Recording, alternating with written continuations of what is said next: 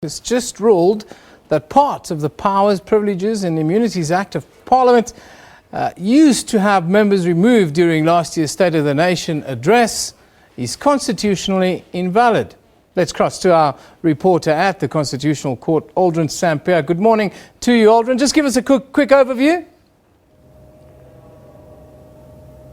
Well, good morning, Evan. Yes, the judgment handed down by Justice Madlanga, the majority judgment that is that Section 11 of the Powers and Privileges Act is indeed unconstitutional or constitutionally invalid. And the argument there is that a word arrest in the Act, which allows, of course, the Speaker of Parliament to call in the police and arrest members of Parliament who are unruly, or as the section reads, persons who are unruly, is unconstitutional or is constitutionally invalid.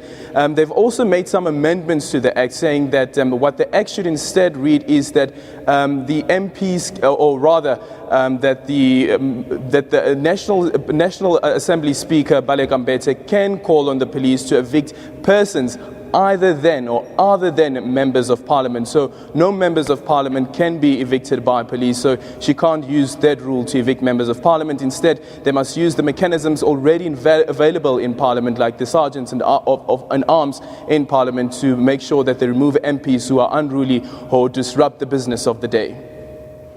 Aldrin, I noticed that it's quite quiet at the Constitutional Court this morning. Have you managed to get any reaction to this ruling this morning? Well, we had the DA. They were in court listening into the judgment, and of course they're quite ecstatic that this judgment has been handed down.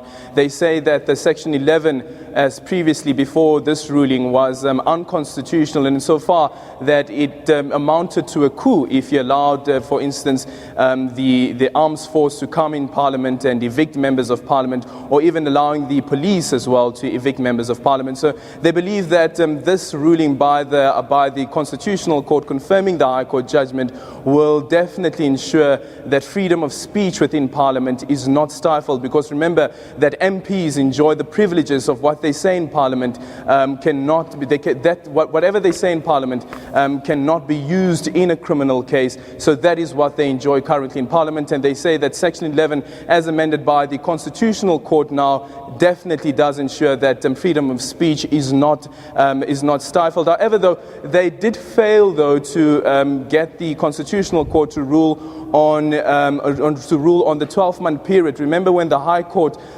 made the ruling saying that Section 11 is unconstitutional, it gave Parliament 12 months to remedy the situation. The Constitutional Court has now dismissed that appeal by the DA. Aldrin, thank you very much for that update this morning. That's Aldrin Sampear at the Constitutional Court giving us, some update after that ruling this morning.